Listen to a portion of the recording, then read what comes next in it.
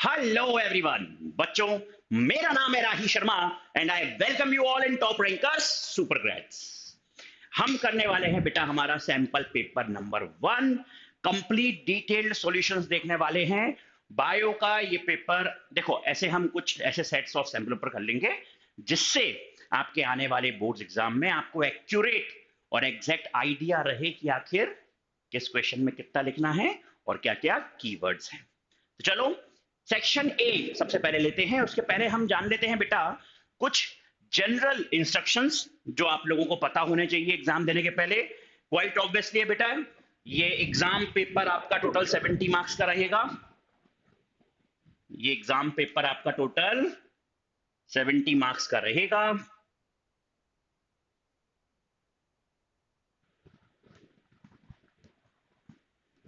ठीक, अब 70 मार्क्स का पेपर तो है, ये पता लग गया। इसमें हमें यह भी पता होना चाहिए कि हमारे पास में सेक्शंस कितने हैं और टोटल नंबर ऑफ क्वेश्चंस कितने रहेंगे। कई बार बच्चे क्या करते हैं जल्दबाजी में, वो लोग सेक्शंस तो 5 देख लेते हैं पर वो क्वेश्चन भूल जाते हैं 33 क्वेश्चन है। और होता क्या है, 32 क्वेश्चन सबसे आखिरी दिया रहता है और पीछे पेज पलटाओगे तो एक और लास्ट क्वेश्चन लिखा होता है। कभी कभी जल्दबाजी में वो क्वेश्चन मिस हो जाता है ना। तो जब आप आंसर लिखो, आंसर नंबर डालो तो 33 तक ही डालने हैं। आगे देखें बेटा, सेक्शन ए में 16 क्वेश्चंस रहेंगे 1 मार्क्स के। 12 मल्टीपल चॉइस क्वेश्चंस आपको देखने को मिलेंगे, 4 असोसिएशन रीजन मिलेंगे। सेक्शन बी में आपके 5 क्वेश्चन रहने वाले हैं बेटा, ये 2 मार्क्स के रहेंगे। सेक्शन सी में 7 क्वेश्चंस रहने वाले हैं 3 मार्क्स के। सेक्शन डी ये केस स्टडी बेस्ड क्वेश्चन है, इसमें आप लोगों को 2 क्वेश्चन मिलेंगे, क्वेश्चन नंबर 29, क्वेश्चन नंबर 30। और बेटा last but not the least section E जो 5 मार्क्स का रहेगा, इसमें 31, 32, 33 ये क्वेश्चन नंबर रहेंगे। कोई भी ओवरऑल चॉइस आपको नहीं मिलेगी कि सेक्शन ए कर लो या बी कर लो। हाँ, हाउएवर कुछ क्वेश्चंस में आपको इंटरनल चॉइस मिल जाएगी, या तो ऊपर वाला पार्ट कर लो या नीचे वाला पार्ट कर लो। और जहां आपको जरूरत पड़ेगी बेटा, बायो का पेपर है, वहां पर neat and proper labelled diagram banana compulsory है। आ गई बात समझ में? चलो क्वेश्चन नंबर 1 पिक करते हैं। Remnants of nucellus are persistent during seed development in. तो बेटा ये तो हम जानते हैं, ब्लैक पेपर है, मोस्ट फ्रिक्वेंटली आस्क्ड क्वेश्चन है। आप लोग भी कई बार कर चुके होंगे और आपके स्कूल में सैंपल पेपर में भी आपकी टीचर्स लोगों ने ये क्वेश्चन दे दिया होगा। ठीक, the wall layer of microsporangium which nourishes the pollen grain is. तो बेटा नरिश करने का काम कौन करता है? टेपिटम करता है। ठीक है, तो टेपिटम इसकी आंसर हो गया। फिर आगे देखिए बेटा, a short piece of DNA having 20 base pair was analyzed, ठीक है, to find the number of nucleotide bases in the polynucleotide strand। ठीक, some of the results are shown। अब यार बेटा मैं ये जानता हूं 20 बेस पेयर का था, किसका था? 20 बेस पेयर का। वो क्या बोल रहा है, how many nucleotide containing adenine were present in strand 2। कितने स्ट्रैंड 2 में प्रेजेंट रहेंगे how many nucleotide containing adenine. ठीक, तो स्ट्रैंड 1 हम सबसे पहले कंप्लीट कर लेते हैं। तो बेटा अगर मैं स्ट्रैंड 1 कंप्लीट करूंगा तो मैं ये जानता हूं क्या मेरे टोटल कितने बेस पेयर्स हैं? टोटल आपके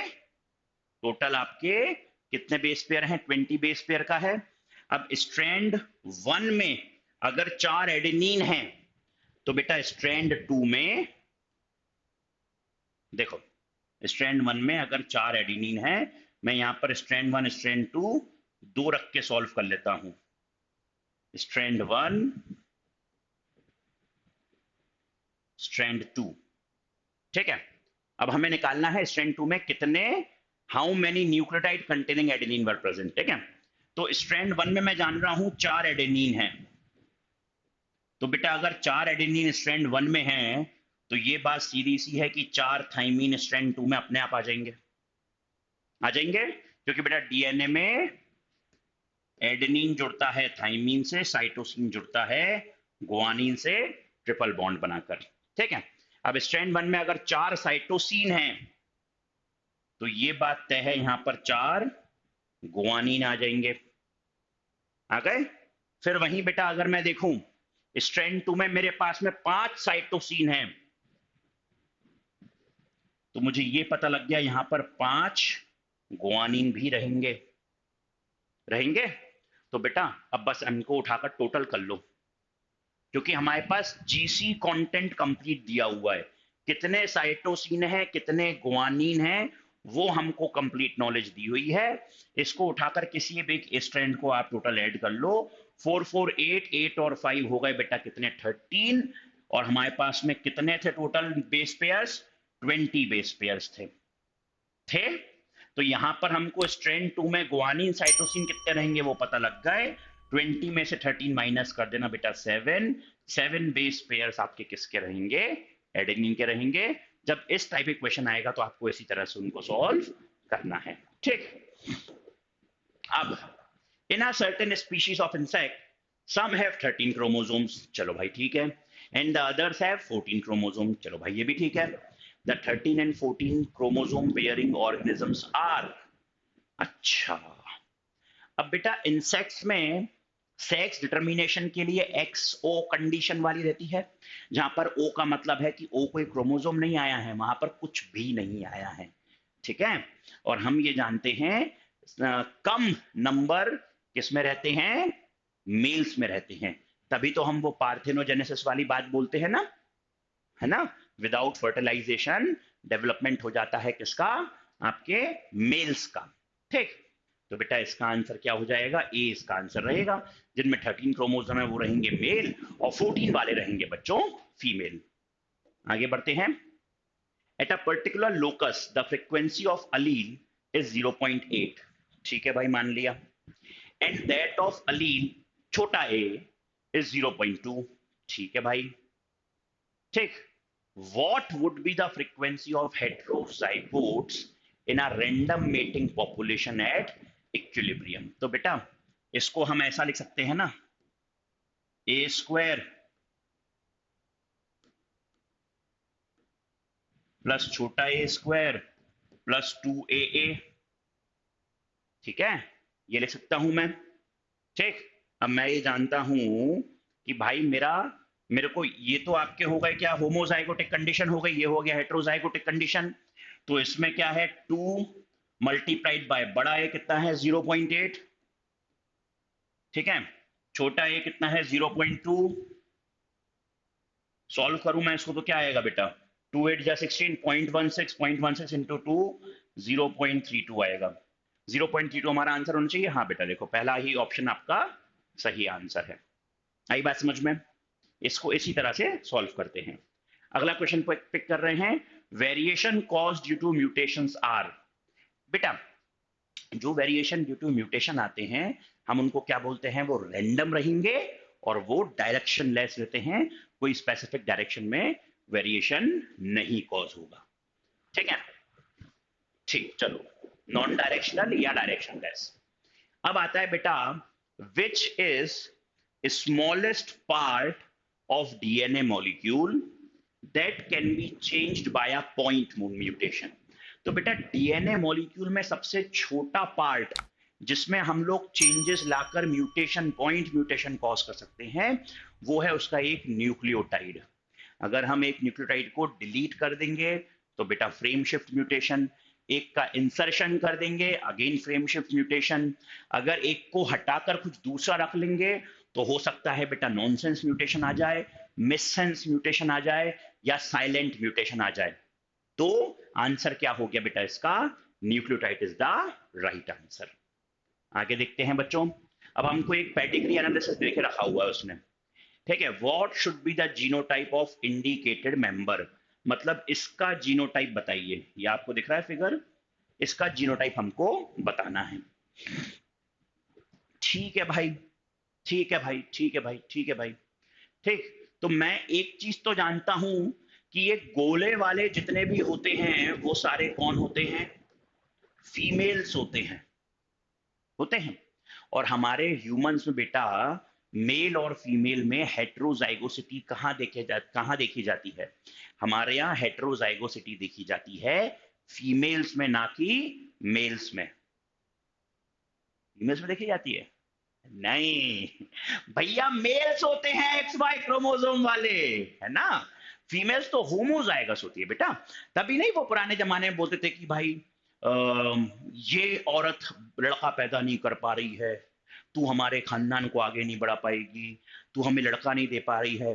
तो it is not the mistake of a female, because it's not the female who is responsible for sex determination, it is actually the male. And I'm not saying कि वहां पर गलती mail की भी है, क्योंकि बेटा वो तो रैंडम चांसेस ऑफ मीटिंग है ना, मेटिंग है कि भाई एक्स क्रोमोसोम जाकर मिलेगा या वाई क्रोमोसोम मिलेगा। भाई मेल भी उसके अपने ऊपर कोई कंट्रोल नहीं रख सकता कि मैं केवल वाई क्रोमोसोम्स को ही रिलीज करने वाला हूं। ठीक है, तो बेटा ये बात मुझे पता लग गई, चूंकि ये फीमेल है इसलिए होमोजाइगस है। तो जहां जहां हेट्रोजाइगस वाले हैं वो मैं उठाकर सब हटा दे रहा हूं ऑप्शंस। ठीक है, तो बेटा ये एक्स वाई तो हट गया एक, बड़ा ए छोटा ए भी हट गया एक। ठीक, अब मैं अगर इसमें देखूं इस पूरे पेडिग्री में, तो मुझे एक चीज ये पता लग रही है कि जो मेल है वो ज्यादा अफेक्टेड हैं in comparison to females. Male जो हैं वो ज्यादा इन्फेक्टेड हैं उस पर्टिकुलर डिजीज से इन कंपैरिजन टू फीमेल। यहां अगर आप देखो कितना मेल, एक मेल और दो मेल हो गए इन्फेक्टेड और बाकी नॉर्मल हैं। पर बेटा यहां पर चार फीमेल्स है, देखो ऊपर चार मेल्स हैं, मतलब पांच मेल्स हैं, पांच में से दो तो इन्फेक्टेड हैं। यहां चार फीमेल्स हैं, चार फीमेल्स में से केवल एक ही इन्फेक्टेड है। तो ये डोमिनेंट कैरेक्टर तो नहीं है, ये रेसेसिव रहेगा। ठीक है, ये ट्रेट क्या रहेगा? रेसेसिव रहेगा, डोमिनेंट नहीं रहेगा। तो बेटा कैपिटल ए डोमिनेंट के लिए हम यूज करेंगे तो वो भी नहीं आएगा, इसीलिए हम क्या लगा देंगे? छोटा a will be the right answer. आ गई बात समझ में? आगे मूव कर रहे हैं बेटा, ध्यान दीजिए। चलो, फिर आता है a patient was advised to have a kidney transplant to suppress the immune reaction। अरे बेटा, साइक्लोस्पोरिन ए ट्राइकोडर्मा पॉलीस्पोरम से निकालते हैं। ये तो क्वेश्चन तुम लोगों को ना आंख बंद करके थोड़ा सा आधा भी कोई बोल दे तो पूरा तुम लोगों को खुद बोल देना चाहिए। ठीक है, जब भी इम्यूनो सप्रेसेंट कोई दिया जाता है तो वो क्या दिया जाता है? साइक्लोस्पोरिन ए ही दिया जाता है। ठीक है, तो एक पेशेंट जिसको बेटा किडनी ट्रांसप्लांट करा, उसको सप्रेस करने के लिए इम्यून सिस्टम को डॉक्टर क्या देगा? डॉक्टर देगा साइक्लोस्पोरिन ए, जो किससे निकाला जाएगा? ट्राइकोडर्मा पॉलीस्पोरम से। ठीक, आगे देखिए। Identify the activity of endonuclease and exonuclease in the given image. यार ये रिस्ट्रिक्शन एंडोन्यूक्लियस रिस्ट्रिक्शन एंजाइम्स की क्लासेस हैं। ठीक है, एंडोन्यूक्लियस नाम से है अंदर, न्यूक्लियस मतलब न्यूक्लियोटाइड को काटने वाला। ठीक, एज लग गया, एंजाइम आ गया। अब एंडोन्यूक्लियस जो जाकर बीच में अंदर कट लगाएगा और एक्सोन्यूक्लियस जो जाकर बाहर कट लगाएगा। तो बेटा यहां देख लो, अंदर एंडोन्यूक्लियस कौन अंदर लगा रहा है?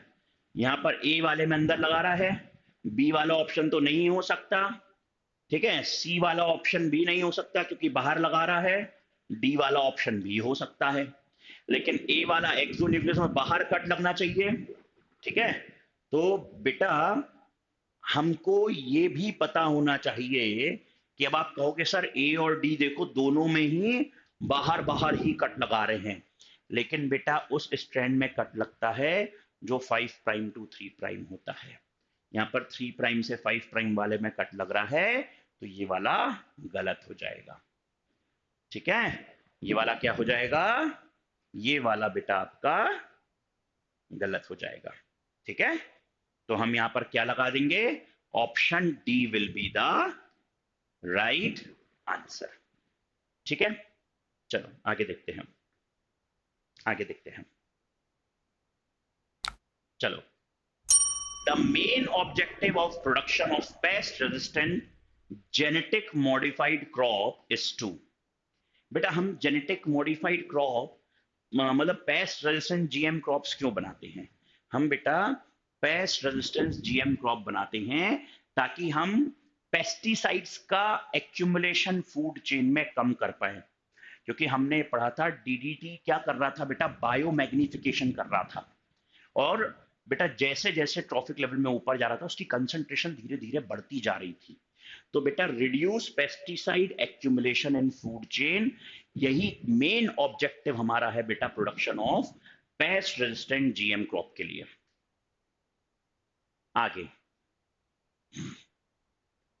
अगला फिर बेटा आता है आपका, हमारे पास में उसने कंटेंट दे दिए 1 2 3 4 सॉइल के दे दिए, जहां पे सैंपल उसने लिए, ए सैंपल लिया, बी सैंपल लिया, सी सैंपल लिया।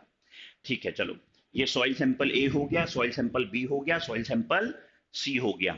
ठीक है, उसमें 4 कंटेंट थे 1 2 3 4 shown in the graph। ठीक है, if the temperature and soil moisture of soil sample are identical, सबका टेम्परेचर और सॉइल मॉइस्चर क्या है, सेम है, तो आप बताओ which soil will show faster decomposition। और जहां पर वो क्या बोल रहा है, पहला वाला सैंपल जो है वो लिग्निन का है, दूसरा सैंपल काइटिन का है, तीसरा सैंपल नाइट्रोजन कंटेंट है, चौथा सैंपल आपका शुगर कंटेंट है। और बच्चों आपको ये पता होना चाहिए कि जब हमको क्या दिखाना है, फास्टर डिकम्पोजिशन दिखाना है। डिकम्पोजिशन कौन करेगा बेटा मेरा आकर, डेट्राइटस करेंगे, माइक्रो ऑर्गेनिजम्स करने वाले हैं। उनको जिंदा रहने के लिए सबसे ज्यादा क्या जरूरत है, खाने की जरूरत है। ऑल्दो उनको ऑर्गेनिक मैटर तो उसी से मिल रहा है जिसको वो डिकम्पोज कर रहे हैं, पर बेटा अगर आपको उसकी रेट ऑफ डिकम्पोजिशन को बहुत बढ़ाना है तो हमारा शुगर कंटेंट अच्छा खासा हाई होना चाहिए। यानी कि क्वाइट ऑब्वियसली सैंपल 4 जो है वो शुगर कंटेंट है, तो यहां देखो सैंपल 4 सबसे ज्यादा है। फिर उसके बाद हमको बेटा नाइट्रोजन कंटेंट भी हाई चाहिए, तो नाइट्रोजन कंटेंट भी हाई है। और हमको ये पता होना चाहिए हमारा लिग्निन और काइटिन कम होना चाहिए, तो लिग्निन और काइटिन कम है, तो बेटा soil sample C will be the right answer. और ये बहुत इंपॉर्टेंट है, ये क्वेश्चन बहुत इंपॉर्टेंट है। फॉर फास्टर डिकम्पोजिशन आपको चाहिए हाई शुगर, आपको चाहिए हाई शुगर, हाई N2,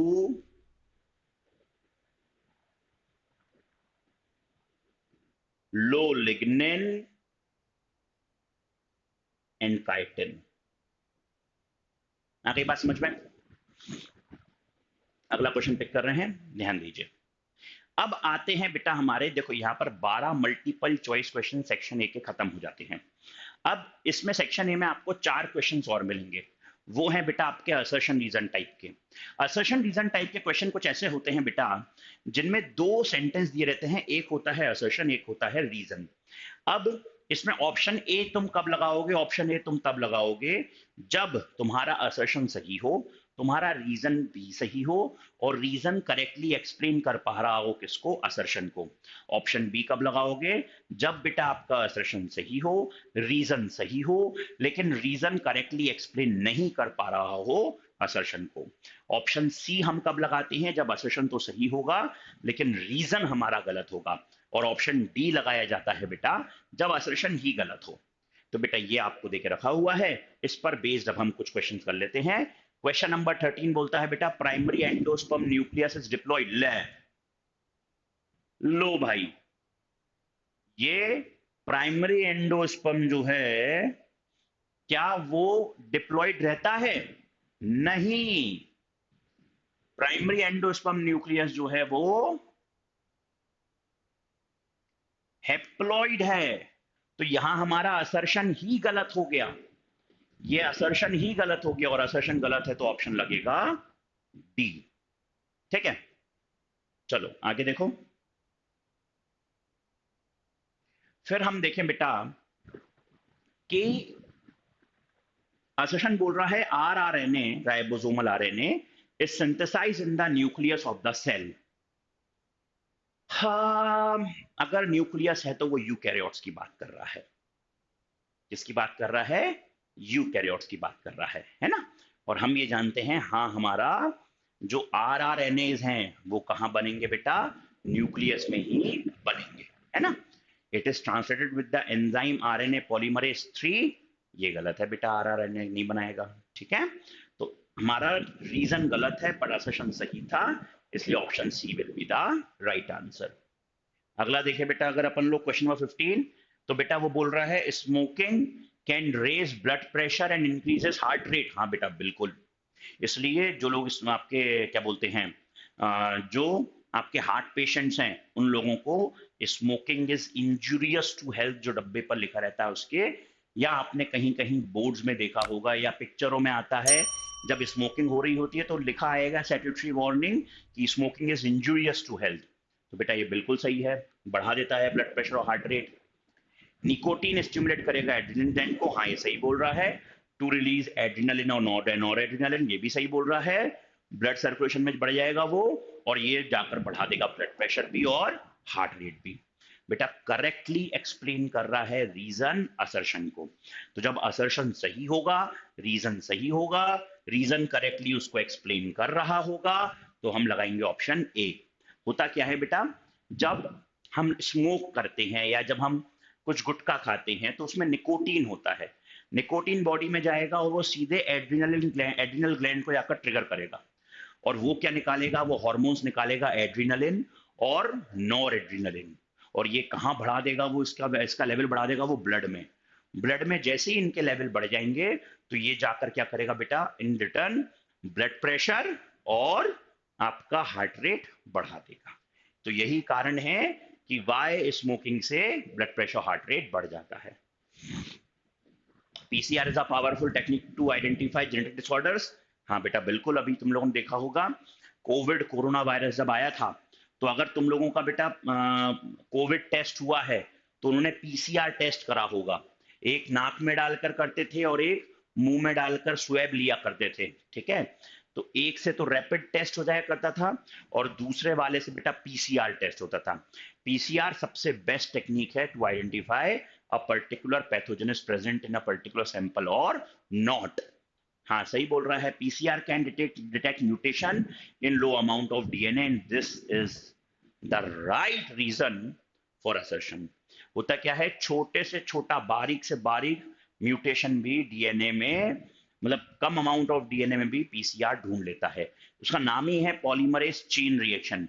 वो एम्पलीफायर में जाकर, एम्पलीफायर मशीन का नाम होता है, उसका काम है एम्पलीफाई करना, है ना। तो बेटा रीजन सही है, असर्शन को करेक्टली वो एक्सप्लेन कर रहा है, तो यहां पर ऑप्शन लगा दोगे आप ए। अब हम देखते हैं बेटा हमारा सेक्शन बी, क्वेश्चन नंबर 70 से शुरू हो जाएगा। और यहां पर अगर आप देखोगे तो मैं आंसर्स में क्या लिखने पर कितने मार्क्स मिलेंगे ये सब भी लेकर आया हूं। कितना लिखने पे कितना मिलेगा। अगर ये 2 मार्क्स का है तो आपको 0.5 के 4 पॉइंट्स में पड़ेंगे, तब आपको फुल मार्क्स मिलेंगे। सबसे पहले हम पढ़ लेते हैं क्या बोल रहा है क्वेश्चन। क्वेश्चन बोलता है बेटा explain the process of hormonal regulation of spermatogenesis. आखिर स्पर्मेटोजेनेसिस किस तरीके से आपका क्या प्रोसेस है हार्मोन रेगुलेशन ऑफ स्पर्मेटोजेनेसिस का, ठीक है। कैसे कैसे कौन कौन से हार्मोन स्पर्मेटोजेनेसिस मतलब सिंथेसिस ऑफ स्पर्म्स में अपना योगदान देते हैं, ठीक। चलो सबसे पहला पढ़ते हैं बेटा। Spermatogenesis start at the age of puberty, ये लिखना जरूरी है आपको, ठीक है। It starts at the age of puberty. अब due to significant increase in the level of in the secretion of gonadotrophin releasing hormone, बेटा जीएनआरएच हार्मोन निकलेगा, ठीक है, जो एक हाइपोथैलेमिक हार्मोन है, मतलब हाइपोथैलेमस से निकलेगा। यहां पर इतना लिखोगे तो 0.5 मार्क्स मिलेंगे। फिर जब गोनेडोट्रोफिन रिलीजिंग हार्मोन के लेवल बढ़ जाएंगे ब्लड में, तो वो जाकर एंटीरियर पिट्यूटरी ग्लैंड पर एक्ट करेगा और क्या स्टिमुलेट करेगा, सिक्रीशन ऑफ 2 गोनेडोट्रोफिन हार्मोन। पहला रहेगा बेटा लुटियनाइजिंग हार्मोन और दूसरा रहेगा बेटा फॉलिकुलर स्टिमुलेटिंग हार्मोन। मतलब सबसे पहले क्या निकालना है, जीएनआरएच निकालना है हाइपोथैलेमस से। फिर वो जाके कहाँ एक्ट करेगा, जाकर पिट्यूटरी ग्लैंड पर एक्ट करेगा, एंटीरियर पिट्यूटरी पर। वो अगेन दो आपके हॉर्मोन्स निकालेंगे, कौन कौन से, दो गोनेडोट्रोफिन हार्मोन निकालेंगे। पहला रहेगा आपका बेटा लुटियनाइजिंग हार्मोन और दूसरा फॉलिकुलर स्टिमुलेटिंग हार्मोन। ठीक है। अब लुटियनाइजिंग हार्मोन जाकर एक्ट करेगा किसके ऊपर, लेडिक सेल्स के ऊपर, और स्टिमुलेट करेगा सिंथेसिस और सिक्रीशन किसका, एंड्रोजन हार्मोन का। ये एंड्रोजन जाकर क्या करेगा, स्टिमुलेट करेगा स्पर्मेटोजेनेसिस के प्रोसेस को। वहीं फॉलिकुलर स्टिमुलेटिंग हार्मोन जाकर एक्ट करेगा सर्टोली सेल्स पर, जो जाकर स्टिमुलेट करेगा secretion of some factors which helps in the process of spermiogenesis. ठीक है। तो बेटा हमको ध्यान क्या रखना है, सबसे पहले गोनेडोट्रोफिन रिलीजिंग हार्मोन रिलीज होगा। कहां से रिलीज होगा, हाइपोथैलेमस से। वो जाकर कहां एक्ट करेगा, एंटीरियर पिट्यूटरी ग्लैंड पर एक्ट करेगा। वो निकालेगा दो गोनेडोट्रोफिन हार्मोन, लुटियनाइजिंग हार्मोन और फॉलिकुलर स्टिमुलेटिंग हार्मोन। यहां तक हमें 1 मार्क्स मिल जाएगा। अब लुटियनाइजिंग हार्मोन जाकर किसको एक्ट करेगा, लेडिक सेल्स के ऊपर जाकर एक्ट करेगा और सिक्रीट करेगा किसको, एंड्रोजन हार्मोन को। अच्छा, सिंथेसिस भी वही करवाएगा, सिक्रीशन भी वही करवाएगा एंड्रोजन का। फिर वो एंड्रोजन जाकर किसको एक्ट करेगा, किसको ट्रिगर करेगा, स्पर्मेटोजेनेसिस को वो स्टार्ट करवा देगा। और वहीं बेटा जो फॉलिकुलर स्टिमुलेटिंग हार्मोन था वो जाकर एक्ट करेगा सर्टोली सेल्स। लिखो, लेडिक जाएगा किसके ऊपर, लेडिक के ऊपर कौन जाता है, लुटियनाइजिंग। कैसे याद रखोगे, एल एल। ठीक है। और फॉलिकुलर स्टिमुलेटिंग, तो इसको एफ के बाद एस आ रहा है तो सर्टोली सेल, ऐसे याद रखना। ठीक है। लुटियनाइजिंग हार्मोन जाएगा लेडिक सेल्स पे, क्या करेगा, एंड्रोजन को एक्टिवेट, सिंथेसाइज करेगा, सिक्रीट करवाएगा। वो एंड्रोजन जाकर क्या करेगा, स्पर्मेटोजेनेसिस को निकालना करना स्टार्ट कर देगा। वहीं फॉलिकुलर स्टिमुलेटिंग हार्मोन क्या करेगा, वो जाकर सर्टोली सेल्स पर एक्ट करेगा और कुछ ऐसे हार्मोन्स निकालेगा, इफेक्टर्स, जो बेटा स्पर्मियोजेनेसिस के लिए नेसेसरी होते हैं। आगे अब आपको ये डायग्राम दिया हुआ, the diagram below shows the sequence of amino acid in part of haemoglobin. चलो ठीक है। अब वैलिन, हिस्टिडीन, लिटिनाइजिंग हार्मोन, लिटिनाइजिंग हार्मोन कह रहा हूं, बाप रे, ल्यूसीन, अमाइनो एसिड्स है ना ये सारे। तो वैलिन, हिस्टिडीन, ल्यूसीन, थ्रो आपका ये हो जाएगा क्या, थ्रियोनिन, फिर हो जाएगा आपका प्रोलीन, फिर हो जाएगा आपका ग्लूटामिक एसिड और ग्लूटामिक एसिड। तो बेटा मैंने जब आप लोगों को पढ़ाया था तो मैंने इसके लिए एक निमोनिक बताया था, क्या, well his lieutenant throw pro glue गुल्लू, इस तरह से कुछ मैंने बताया था आप लोगों को। ठीक है। तो बेटा अब अगर हम बात करें तो वो आपका डीएनए बता रहा है, डीएनए में एक जगह क्या हो गया है, if the base T was substituted with A, यहां पर सी टी टी था, क्या था, सी टी टी था, और सी टी टी की जगह, इस टी की जगह अगर मैं ए लगा दूं, बीच वाले टी की जगह में अगर ए लगा दूं तो ये बन जाएगा सी ए टी। और सी ए टी कोड किसके लिए करता है, सी ए टी कोड करेगा बेटा वैलिन के लिए, ना कि ग्लूटामिक एसिड के लिए। ठीक है। तो क्या होगा, how would it affect the haemoglobin chain और name the condition and the effect associated with the above substitution. तो यार बेटा ये मैं जानता हूं, ये तो सिकल सेल एनीमिया वाला कहानी है ना, ग्लूटामिक एसिड की जगह वैलिन आ जाता है। तो ये मैं जानता हूं कि ये सिकल सेल एनीमिया की कंडीशन है। ठीक है। और सीटीटी जब बन जाएगा सीएटी तो वो कोड करेगा वैलिन के लिए और रिप्लेस कर देगा ग्लूटामिक एसिड को। तो पहले वाले का आंसर ये हो गया, 0.5 मार्क्स मिल गए। क्या कंडीशन है, सिकल सेल एनीमिया, और उसमें क्या हो जाएगा, हमारी आरबीसी का शेप चेंज हो जाता है। बाय कॉन्केव डिस्क से वो क्या हो जाएगा, sickle shaped, sickle like structure हो जाएगा हमारी आरबीसी का। ठीक है। और बेटा म्यूटेंट हीमोग्लोबिन मॉलिक्यूल जो है वो क्या कर जाएगा, पॉलीमराइजेशन। इस तरह से पूरा लिखने पर आपको क्या मिल जाएंगे, 2 मार्क्स मिल जाएंगे। आगे देखिए, the graph given below indicates the administration of first L, ठीक, एंड सेकेंड डोज एम, मतलब पहला डोज एल यहां डाला गया, सेकेंड डोज एम यहां डाला गया, the corresponding response of the body is indicated by x और वाई। बॉडी ने पहला जब डोज डाला तो एक्स, दूसरा डाला तो Y. Interpret the graph and explain the reason for such are response shown by the body. तो यार बेटा तुम लोग जानते हो, तुम लोगों को भी ना कोविड के 2 वैक्सीन लगे होंगे, ठीक है। अगर आप लोगों ने कोविशील्ड लगवाई है या कोवैक्सिन, तो भाई उसके शायद 2 लगे। स्पुतनिक का शायद 1 ही डोज लेना था, ठीक है। अब बात आती है बेटा, अगर हम लोग पहला जब हमने वैक्सीन लिया तो हमारी बॉडी ने बहुत ज्यादा रिस्पॉन्ड उसको लेकर नहीं करा। आप देख सकते हो यहां पर एंटीबॉडी की कंसंट्रेशन कम बनी, यहां पर एंटीबॉडी की कंसंट्रेशन कम बनी। लेकिन वहीं जब दूसरा डोज लिया तो कंसंट्रेशन ऑफ एंटीबॉडी एकदम से बहुत हाई रही। तो क्यों बेटा, पहला जब डोज लिया तो उसने हमारी इम्यून सिस्टम को जनरेट करवाया, और सेकेंड रिस्पॉन्स में हमारी मेमोरी सेल्स बने हुए थे। बी मेमोरी सेल्स ने जैसे दूसरा डोज लिया तो उसने एंटीबॉडी, ऑलरेडी बनी हुई एंटीबॉडी थी, उसने उसका इमीडिएट रिस्पॉन्स करा और कंसंट्रेशन ऑफ एंटीबॉडी भी एकदम से बढ़ गई, ठीक है। तो ये हम इंटरप्रेट कर सकते हैं इस ग्राफ से। कैसे लिखोगे बेटा, ये देख लो। On administration of first dose of the vaccine the body shows a response of low intensity. क्यों? As the immune system comes in contact with antigen protein for the first time, it comes with the pathogen for the first time. इसको बोलते हैं बेटा ये primary immune response हुआ। फिर वहीं जब सब्सिक्वेंट दूसरा डोज लगाया गया तो सेकेंडरी इम्यून रिस्पॉन्स होगा और बी मेमोरी सेल बने हुए रहेंगे वहां पर, ठीक है। ये देखो, because of the memory of the first contact with the antigen, the secondary immune response is faster and stronger, leading to more effective pathogen elimination in comparison to primary immune response. ऊपर वाला point लिखोगे 1 marks मिलेगा, नीचे वाली कहानी लिखोगे फिर 1 marks मिलेगा, ऐसे 2 मार्क्स मिलेंगे। आगे देख रहे हैं बच्चों।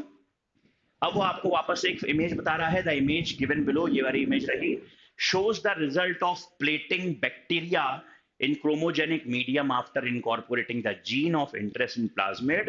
ठीक है, ये ग्रीन कलर का हमारा जीन ऑफ इंटरेस्ट है, प्लाज्मिड डाल दिया, ठीक। some plates had blue colonies, some plate had white colonies, ठीक है। a single bacterium extracted from plate 1 2 3 1 2 3, ठीक, is shown below on the basis of your observation. Identify the plate which are white and give reasons. Identify the plate which is blue and give reason. तो बेटा जब हमने आपका डाला gene of interest तो उसने क्या करा, इंसर्शनल इनएक्टिवेशन कर दिया। तो जो हमारा रिकॉम्बिनेंट रहेगा वो कलर प्रोड्यूस नहीं कर पाएगा, और जो नॉन रिकॉम्बिनेंट रहेंगे वो कलर प्रोड्यूस करेंगे, ठीक है। इसलिए ये सीधी सी बात है, प्लेट 1 वाला जो रहेगा वो आपका व्हाइट कॉलोनीज रहेगा, वो कोई कलर शो नहीं करेगा। प्लेट 2 में इंसर्शनल इनएक्टिवेशन नहीं हुआ, इसलिए ये रिकॉम्बिनेंट से क्या करेंगे बेटा, कलर शो करना शुरू कर देंगे, और प्लेट 3 में तो कुछ नहीं होना जाना है। तो देखो बेटा, प्लेट 1 में beta galactosidase enzyme is responsible for blue colour, और gene is inserted in the beta glycoside of the plasmid, thereby causing insertional inactivation, ठीक है, of the enzyme, so no blue color is made। ये बताया, यहां पर plate 1 में insertion inactivation हो गया, इसलिए कोई भी कलर प्रोड्यूस नहीं होगा। वहीं प्लेट 2 में, in plate 2 gene of interest is not inserted in the plasmid, इसलिए वहां पर कलर शो होगा। और प्लेट 3 में तो बेटा कोई प्लाज्मिड है ही नहीं, प्लेट 3 में तो कोई प्लाज्मिड है ही नहीं, तो उसका कोई हमको काम भी नहीं है। अब question number 21, biomass of a standing crop of phytoplankton is 4 kilogram पर मीटर स्क्वायर, ठीक, विच support a large standing crop of जूप्लैंक्टन having biomass of 11 kilogram पर मीटर स्क्वायर, ठीक है। This is consumed by small fishes having biomass of 25 kilogram per meter square, ये भी ठीक है, which are then consumed by large fish having biomass of 37 kilogram per meter square, draw an ecological pyramid. बेटा हम जानते हैं ऊपर ऊपर जाते रहे हैं, बायोमास बढ़ता जा रहा है, तो ये इन्वर्टेड वाला रहेगा, इन्वर्टेड पिरामिड रहेगा, इतना तो पता लग गया। अपराइट तो नहीं है। देखो ये रहा inverted pyramid of biomass. Primary producer phytoplankton जो थे वो कम थे, फिर जू प्लैंक्टन ज्यादा, फिर स्मॉल फिशेस और ज्यादा, और लार्ज फिश सबसे ज्यादा, टर्शरी कंज्यूमर सबसे ज्यादा है, इसलिए पिरामिड उल्टे शेप में नहीं लग रहा है। भाई अक्सर हमारा पिरामिड होता कैसा है, ऐसा सा पिरामिड होता है, ठीक है। तो अगर आपका लार्ज फिशेस बहुत कम होती तो हम बोल देते क्या वो था अपराइट पिरामिड, पर ये inverted pyramid, inverted pyramid of biomass का आपका पिरामिड है, ठीक है। आगे बढ़ रहे हैं, ध्यान दीजिए। क्वेश्चन नंबर 21 और में दिया हुआ है बेटा ये एक और, अगर आपको वो नहीं बने तो इसको भी कर सकते हो। Use the information provided in the table given below, ये रहा, और आंसर करो फॉलोइंग क्वेश्चंस। पहला है calculate the gross primary productivity, ठीक, ग्रॉस प्राइमरी प्रोडक्टिविटी आप निकालो, ठीक है। फिर उसके बाद में analyse the trend in the net production from producers to top consumer, give reason for your observation. तो बेटा gross primary productivity GPP, gross primary productivity निकालनी है हमको, ठीक। तो बेटा ग्रॉस प्राइमरी प्रोडक्टिविटी होता क्या है, वो होता है आपका net primary productivity plus respiration वाली चीज, मतलब 45,000 और 40,367 को ऐड कर देना तो ग्रॉस प्राइमरी प्रोडक्टिविटी मिल जाएगी आपको 85,367, ठीक है। हमेशा ध्यान रखना बेटा ग्रॉस प्राइमरी प्रोडक्टिविटी होता है net primary productivity plus respiration, plus respiration, ठीक है। और हमें अब प्रोडक्टिविटी प्राइमरी प्रोडक्टिविटी है तो बेटा वो कहां से आएगी, प्रोड्यूसर से आएगी, इन दोनों को उठाकर ऐड कर देना, 85,367 आंसर आ जाएगा। अब analyse the trend in net production from consumer to top carnivore, consumer से टॉप कार्निवोर, ठीक है। तो बेटा net production is gradually reducing as we move from producer to consumers due to 10% law। हम जानते हैं 10% लॉ, यानी कि जितना प्राइमरी प्रोड्यूसर्स के पास में एनर्जी पहुंची, जब वो जाएगी एनर्जी हर्बीवोर्स के पास तो उसका 10% हो गया। देखो 45,000 का ऑलमोस्ट 4,500 हो गया, उसका करो तो 4,500 का केवल 450 बचा, 450 का भी कम कर दो तो केवल बेटा 45 बचा। अप्रोक्सीमेशन में रहता है 10% लॉ। यहां आप देख रहे हो कि टॉप कार्निवोर की 10% लॉ के बेसिस पर ही उसकी एनर्जी धीरे धीरे धीरे धीरे कम होते जा रही है, नेट प्रोडक्टिविटी कम होते जा रही है, ठीक है। अब बेटा यहां पर हमारा सेक्शन बी भी खत्म होता है, हम मूव करते हैं बेटा सेक्शन सी की तरफ। The figure given below shows 3 sperms A, B और सी, ठीक है। Which one of the 3 sperm will gain entry to the ovum, ठीक। फिर describe the associated changes induced by it on P and Q, ठीक है भाई, ठीक है भाई, ठीक है भाई, ठीक है भाई। तो यार बेटा ये तो हम जान चुके हैं, जो सबसे पास में आ गया है वहां पर एक्रोसोम जाकर पेनिट्रेट करते हुए सीधे कहां घुस जाएंगे, ओवम में। तो A sperm will definitely fertilise, तो स्पर्म ए फर्टिलाइज करेगा, हाफ मार्क्स इस पे मिलेंगे। फिर in the given figure sperm A comes in contact with zona pellucida layer जो कि पी लेयर थी, और ओवम जो कि क्यू था वो फर्टिलाइज हो जाएगा, और वो ब्लॉक कर देगा एंट्री ऑफ स्पर्म्स किसकी, बी और सी की एंट्री ही ब्लॉक कर देगा, विच एंश्योर्स केवल एक ही स्पर्म फर्टिलाइज करे ओवम को। तो बेटा यहां पर 3 मार्क्स में से आधा नंबर स्पर्म ए में मिल रहा है हमको, और आधा नंबर मिलेगा जब हम ये पूरी कहानी लिखेंगे। आ गई बात समझ में। फिर उसके बाद में हम जानते हैं, अभी मैंने बताया था, secretion of acrosome of sperm A will help the entry into cytoplasm of Q जो कि आपका ओवम था, किसके थ्रू, जोना पेल्यूसिडा के थ्रू जो कि पी थी, ठीक है। This will induce the completion of meiotic division of secondary oocyte का meiotic division हो जाएगा, यहां पर 1 मार्क्स आपको मिलेंगे। फिर second meiotic division in Q being unequal will result in the formation of, यहाँ पे second polar body होगी और एक haploid ovum बनेगा। Then the haploid nucleus of sperm A and that of ovum will get fused together to form a diploid zygote। ऐसे आपको पूरे 3 marks मिलेंगे। अब आते हैं बेटा क्वेश्चन नंबर 23 के ऊपर। Explain the phases in embryonic development from morula stage till the establishment of pregnancy in a human female. तो मारूला स्टेज से लेकर जब तक फीमेल प्रेग्नेंट ना हो जाए, वो बोल रहा है सारे फेजेस एक्सप्लेन करो एम्ब्रियोनिक डेवलपमेंट के। ठीक है भाई, तो सबसे पहले हम जानते हैं मारूला से लेकर जब तक प्रेगनेंसी नहीं हो जा रही है, ठीक है, पूरी तरीके से एस्टेब्लिशमेंट ऑफ प्रेगनेंसी नहीं हो रही है, तो एम्ब्रियो जिसमें 8 to 16 ब्लास्टोमेर होते हैं उसको हम बोलते हैं मारूला। सबसे पहले क्योंकि हमको कहां से स्टार्ट करना था, मारूला स्टेज से स्टार्ट करना था, इसलिए मारूला स्टेज क्या होती है सबसे पहले आपको वो बताना रहेगा। फिर मारूला क्या होगा बेटा, कंटिन्यूसली डिवाइड करेगा और ट्रांसफॉर्म हो जाएगा किसमें, ब्लास्टोसिस्ट में, ठीक है, and it moves further into the uterus. Uterus के अंदर ब्लास्टोसिस्ट आगे फिर जाकर, अब इम्प्लांटेशन होना है, होने के थोड़े से पहले की बात आ गई है, ये blastomere, the blastomere in the blastocyst are arranged into an outer layer जिसको हम ट्रोफोब्लास्ट बोलते हैं, और इनर ग्रुप ऑफ सेल्स जिसको हम बोलते हैं इनर सेल मास।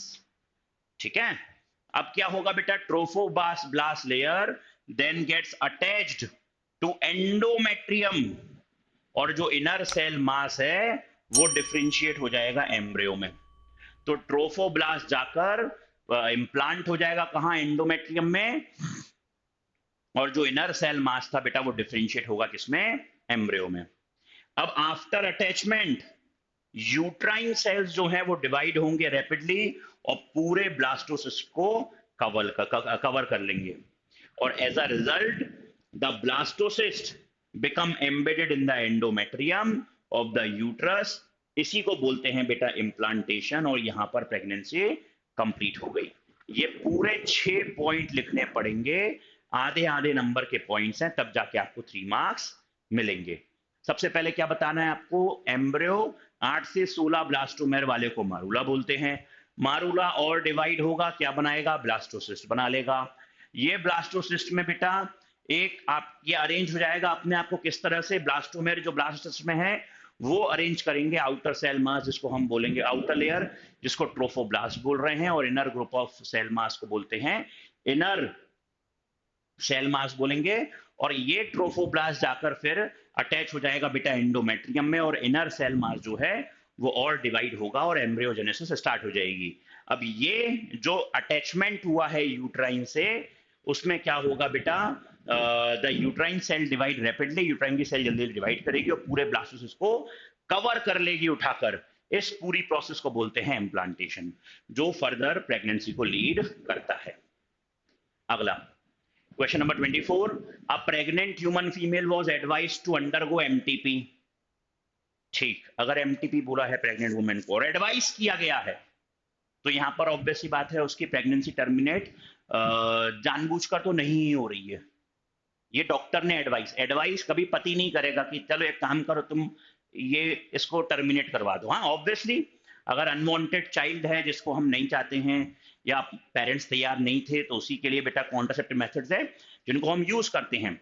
बट जब क्वेश्चन इस तरह से बोल दे कि आप pregnant human female was advised, तो समझ जाना कुछ तो गड़बड़ है, कुछ तो गड़बड़ है दया, कुछ तो गड़बड़ है। और यहां गड़बड़ उसी में है जो ब्लास्टोसिस्ट इम्प्लांट हुआ था ना, हो सकता है बेटा उसके अंदर कुछ क्रोमोसोमल एबनॉर्मेलिटीज हो बच्चे के अंदर। ठीक है, आगे पढ़ते हैं क्वेश्चन।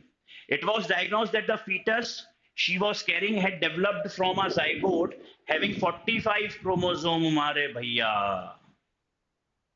45 क्रोमोसोम, यानी कि भैया टर्नर सिंड्रोम है। क्या है उसको, टर्नर सिंड्रोम है। What is the condition called, मैंने बोल ही दिया। अब भी जैसी 45 का आया वैसी मैंने क्या बोल दिया, टर्नर सिंड्रोम।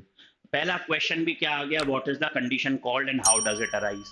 तो बेटा एम्ब्रियो के क्या है, टर्नर सिंड्रोम है, और कैसे होगा, एन्यूप्लॉइडी के कारण हुआ, और such a disorder is cause due to absence of X chromosome.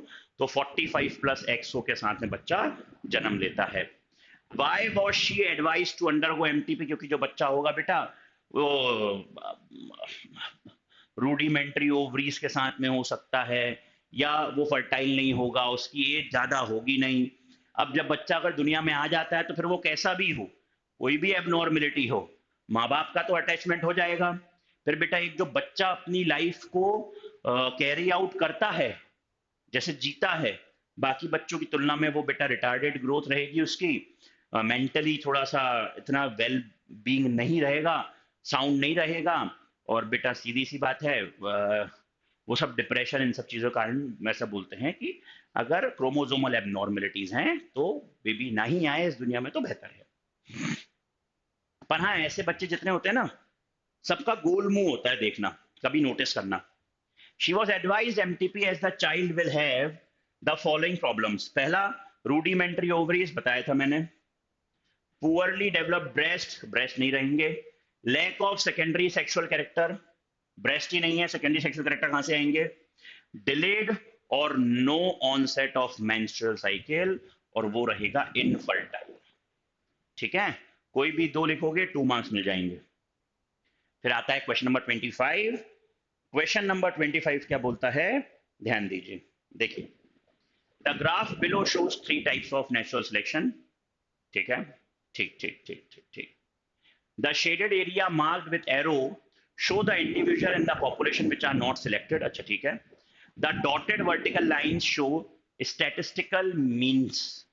Number 1, what the names are given to the type of selection shown in graph A, B and C. ठीक है। After the selection has operated for several generations in the above population, indicated as graph A, B and C, graphically illustrate the probable results. ठीक है भाई। तो बेटा सबसे पहला वाला तो क्या हो जाएगा, सबसे पहला वाला हो जाएगा बेटा स्टेबलाइजिंग। कॉर्नर पर है तो क्या बोलते हैं, स्टेबलाइजिंग, क्योंकि नंबर ऑफ इंडिविजुअल दोनों साइड बराबर बराबर हैं तो स्टेबलाइजिंग बोलेंगे। ठीक है। दूसरे में बेटा बी वाले में डायरेक्शनल है और सी वाले में डिसरप्टिव है। ठीक है। पहला वाला क्या है, सबसे पहला वाला हो गया बेटा, सबसे पहला वाला क्या हो जाएगा आपका, स्टेबलाइजिंग। ठीक। दूसरा क्या हो जाएगा, डायरेक्शनल। तीसरा हो जाएगा डिसरप्टिव। ठीक है। अब ग्राफ ए स्टेबलाइजिंग है, वो बना हुआ है, ग्राफ बी डायरेक्शनल है, वो बना हुआ है, ग्राफ सी डिसरप्टिव है। ये आप जब पूरा बनाओगे 1.5 मार्क्स का ऊपर, 1.5 मार्क्स का एक ग्राफ बनाने के बाद ही आपको मिल पाएंगे पूरे 3 marks. Question number 26, the aeration tank of sewage treatment plant is not functioning properly. ठीक है भाई, एरेशन टैंक सीवेज प्लांट का काम नहीं कर रहा था ठीक से।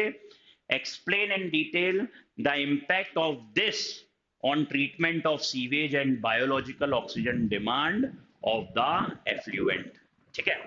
तो बेटा अगर एरेशन टैंक ठीक से काम नहीं करेगा तो ऑब्वियस ही बात है बेटा, हमको क्या करना पड़ेगा, ट्रीटमेंट ऑफ सीवेज प्लांट करना पड़ेगा। और क्या होगा, किस तरह होगा, वो हम बता रहे हैं। देखो देखो, क्वेश्चन तो समझ गए, क्वेश्चन समझ गए। The aeration tank of sewage treatment plant is not functioning properly. Aeration tank sewage treatment plant का ठीक से प्रॉपर काम नहीं कर रहा था। अब वो बोल रहा है एक्सप्लेन इन डिटेल क्या क्या इंपैक्ट रहेंगे on the treatment of sewage और biological demand, oxygen demand of the effluent. देखो, इट विल एडवर्सली अफेक्ट, सबसे पहले तो ये लिखोगे बेटा, इट विल एडवर्सली अफेक्ट। ठीक। फिर सेकेंडरी ट्रीटमेंट और बायोलॉजिकल ट्रीटमेंट ऑफ सीवेज को एडवर्सली अफेक्ट करेगा। अब when the aeration tank is not functional, जब एरेशन नहीं है तो एयर पंप नहीं हो पा रही, air will not B pumped into it. Aeration मतलब हवा ही दे रहे होते हैं हम उसमें। अब इससे क्या होगा, एरोबिक एरोबिक माइक्रोब्स नहीं होंगे, ठीक है। फ्लॉक्स में एरोबिक माइक्रोब्स नहीं होंगे। फ्लॉक्स क्या होता है बेटा, mass of bacteria with fungus को बोलते हैं हम लोग फ्लॉक्स, ठीक है। This will not allow the growth of vigorous growth of useful aerobic bacteria into flocks. फिर thus the major part of organic matter in the effluent will not be consumed by the bacteria. Bacteria consume नहीं करेगा। और जो biological biochemical oxygen demand है of the effluent will not be reduced, BOD reduce नहीं होगा। ये biochemical oxygen demand refers the amount of oxygen that would be consumed if all the organic matter in 1 liter of water were oxidized by bacteria. Biochemical oxygen demand या biological oxygen demand क्या होता है कि भाई कि अगर 1 litre आपका है एफ्लुएंट तो उसको कितना ऑक्सीजन कंज्यूम कर रहा है बैक्टीरिया ताकि कंप्लीटली ऑर्गेनिक मैटर को डाइजेस्ट कर पाए। अब greater the biological oxygen demand more will be the polluting potential. और बेटा इस कारण से क्या होगा, हाईली पॉल्यूटेड और high amount of organic matter वाला आपके पास में सीवेज बचेगा। अगला question, a farmer grew two varieties of corn crop in field A and B, ठीक है। मतलब उसने कॉर्न के 2 क्रॉप लगाए, एक ए लगाया एक बी फील्ड में लगाया, 2 अलग अलग variety. He grew normal crops in field A and genetically modified corn crops in field B. He observed corn borers, ये आपके क्या आ गए insects, attacked field A and to control it spores of Bacillus thuringiensis were sprayed in field A. BT को spray कर दिया। Name the gene in the spores responsible for the control of this pest. तो बेटा corn borer को cry1AB करता है। क्या करता है, cry1AB। cry1AB जीन है या ये क्राई प्रोटीन निकालेगा, ये हमको पता होना चाहिए, है ना। तो ए का आंसर तो ये हो गया। What effect will the spore of BT have on the insect pest? तो जैसे ही वो इंसेक्ट के गट में जाएगा वहां पर एल्कलाइन मीडियम मिलेगा तो वो उठाकर पूरा परफोरेशन कर देगा, छेद कर देगा, निपटा देगा, मर जाएगा आपका वो insect. The spores of BT cotton contain crystalline toxin जो कि इनएक्टिव रहेगा, वो जाकर क्या हो जाएगा, इट बिकम्स एक्टिव जब एल्कलाइन पीएच मिल जाएगा उसको इंसेक्ट के गट का। फिर वो क्या करेगा, गट की लाइनिंग को ब्रेक कर देगा और पोरस या सेल लाइसिस कर देगा, कीड़े को मार डालेगा। फिर वो बोलता है how has field B developed resistance against this pest. Field B में बेटा genetically modified corn crop use करे थे, तो बेटा अपने आप उनमें बीटी कॉर्न थे वो तो, ठीक है, तो वहां पर स्प्रे करने की जरूरत ही नहीं पड़ेगी क्योंकि उनकी पत्तियों में ही है, जैसे ही खाएगा वैसे ही निपट जाएगा। The BT toxin gene is cloned and inserted into the plant genome by recombinant DNA technology RDT से these genetically modified plant express the BT toxin gene and become pest resistant, ठीक है। चलो आगे बढ़ते हैं बेटा, क्वेश्चन नंबर 27 में ये एक और है, ये भी क्वेश्चन नंबर 27 था, ये भी क्वेश्चन 27 है, तो ये और का एक और क्वेश्चन है। अगर ऊपर वाला नहीं बने तो ये बन जाएगा आपको बेटा। लिपोप्रोटीन लाइपेज डेफिशिएंसी LPLD, ये इंपॉर्टेंट है। मुझसे बच्चे पूछ रहे थे सर LPLD क्या होता है, तो वो होता है लिपोप्रोटीन लाइपेज डेफिशिएंसी। वो एक जेनेटिक डिसऑर्डर है जिसमें एक पर्सन में क्या होता है, डिफेक्टिव जीन होता है for lipase, in which a person has defected gene for lipase.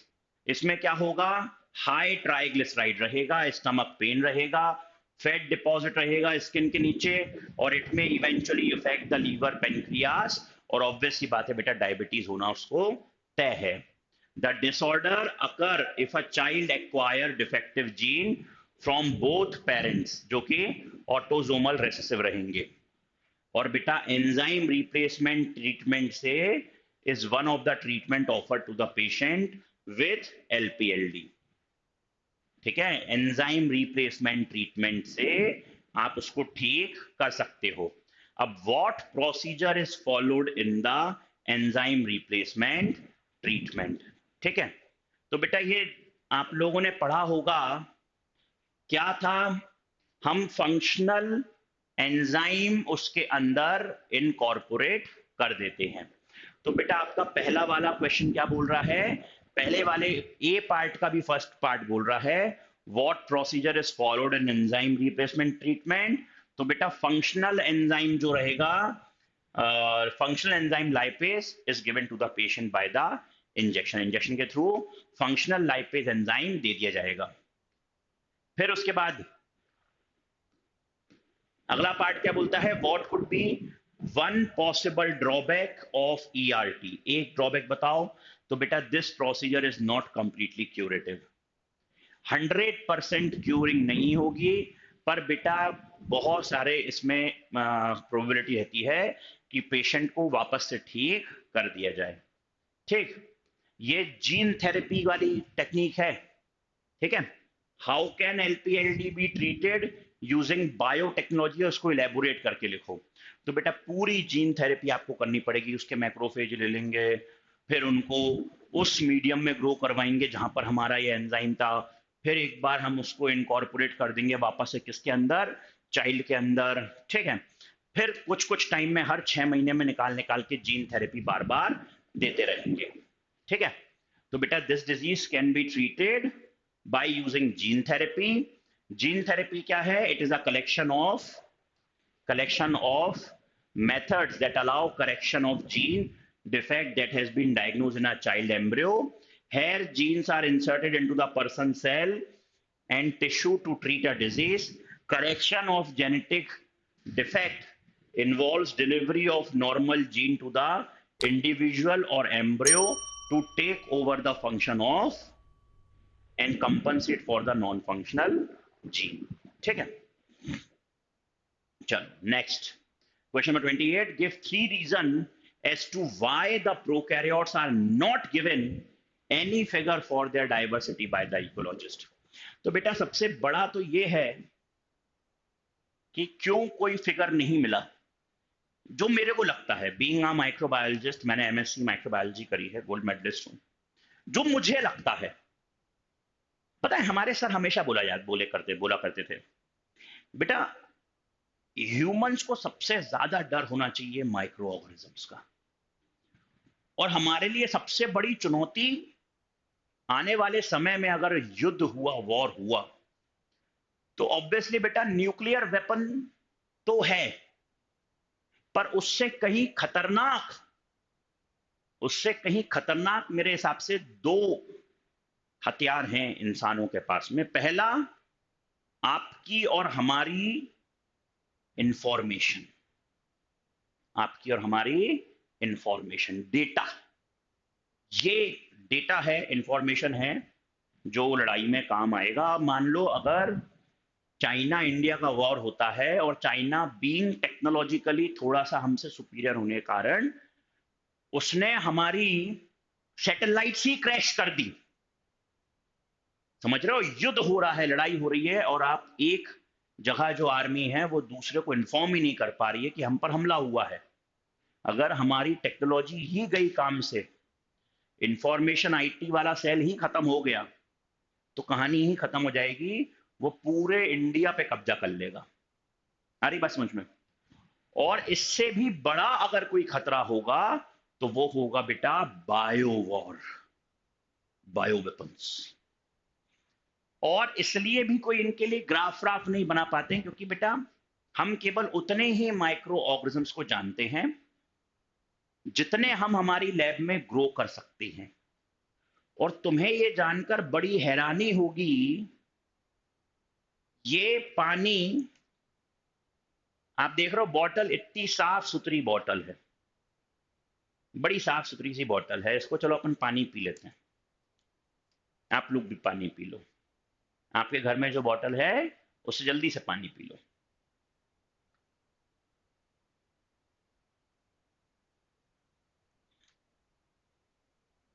अब आपको जान के बड़ा शौक लगेगा, ये जो पानी मैंने पिया है इसके अंदर से भी अगर मैं आइसोलेट करने को आऊं तो कई थाउजेंड्स ऑफ बैक्टीरिया, बस इतना सा एक घूंट पानी में इतने सारे बैक्टीरिया या फंगस या अलग अलग चीजें मैं निकाल सकता हूं। तो बेटा माइक्रो ऑर्गेनिज्म्स को जितना हम जानते हैं वो उतना ही जानते हैं जिनको हम ग्रो करवा सकते हैं हमारी लैब में। ठीक है, तो एक तो ये कारण है, और दूसरा बेटा इतना बड़ा बायोडाइवर्सिटी हमारी, उसमें हर जगह अलग अलग माइक्रो ऑर्गेनिज्म्स पाए जाते हैं। मैं तो आपको यकीन नहीं होगा 1 मिलीमीटर क्यूब ऑफ सॉइल में 10⁻⁶ माइक्रो ऑर्गेनिज्म्स की डिफरेंट डिफरेंट स्पीशीज पाई जाती है। समझ रहे हो, 1 मिलीमीटर क्यूब की बात कर रहा हूं, 10⁻⁶ डिफरेंट माइक्रो ऑर्गेनिज्म्स। ठीक है, तो बेटा ये आर्की बैक्टीरिया भी हैं, ये यू बैक्टीरिया भी हैं, तो अलग अलग हैबिटेट में अलग अलग पाए जाते हैं, है ना। तो ये सारे कारण हैं, आज इन कारणों से अपन इनका कोई ग्राफ व्राफ नहीं बना सकते। आ रही बात समझ में? Prokaryote organism diversity is not given in any figure by ecologist. इनके बारे में कोई बता ही नहीं पाया। क्यों नहीं बता पाया? पहला reason, classification and identification of vast diversity of microbes is very difficult and cannot be efficiently done with the use of currently available method. Or beta, for many microorganisms it is difficult to culture them under laboratory condition, मैंने बताया था। और according to current biochemical and molecular techniques, it is estimated that microbes diversity can range in billions, with microbes inhabiting diverse habitat on earth, with enormous diversity present in air, water and soil. Hence more advanced molecular and biochemical techniques are needed to identify them, classify them. This huge enormous diversity of microbes, we need more advanced microbial molecular diagnostic techniques to identify such an enormous population of bacteria. ठीक है, ये कारण है बस। Question 29 बेटा, आहा कितना सुंदर दिया हुआ है, देखो ये तो मिलेगा ही, मतलब ये तो तुमको इसलिए ही मिलेगा, उसका मेन कारण ये है क्योंकि बेटा आपको प्लाज्मिड पर बेस्ड क्वेश्चन तो आना तय है।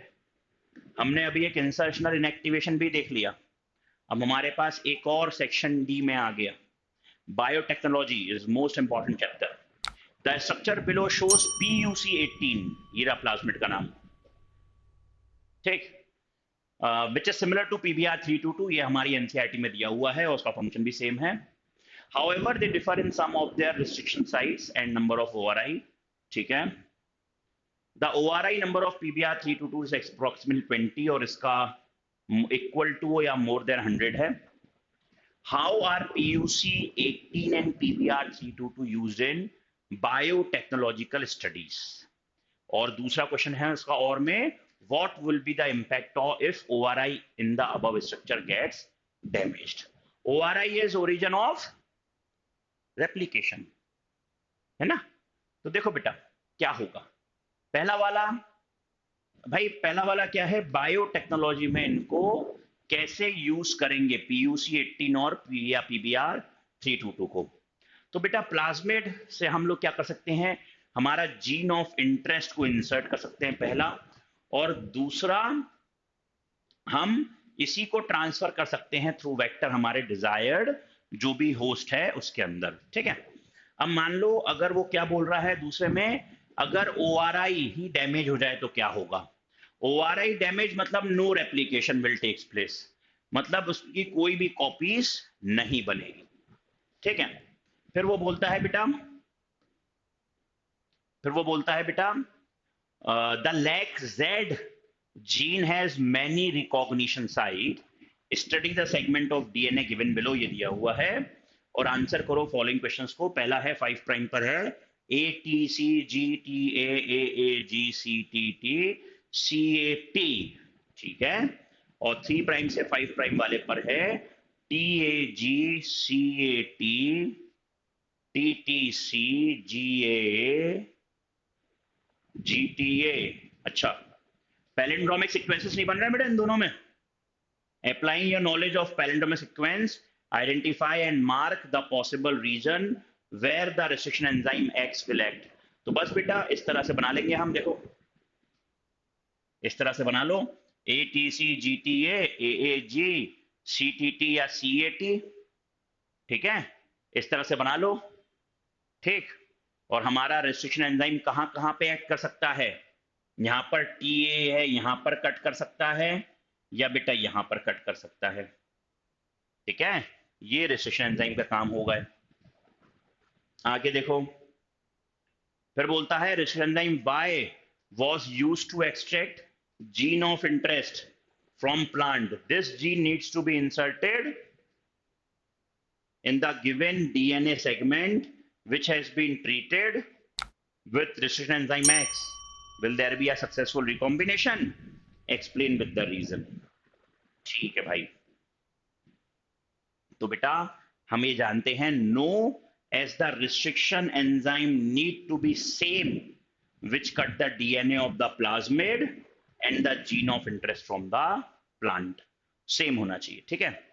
फिर आगे देखें बेटा, वो बोलता है which one of the two would you prefer for biological studies justify। तो बेटा PUC18 के पास 100 कॉपी नंबर है, इसलिए PUC18 को यूज करेंगे, क्योंकि PBR322 में केवल 20 ही कॉपी नंबर होते हैं। मोर द कॉपी नंबर वो हमारे लिए अच्छा होगा, ठीक है। आगे देखो, नेक्स्ट क्वेश्चन, क्वेश्चन नंबर आपका है 30। Observe the graph given below. ये रहा ग्राफ बेटा।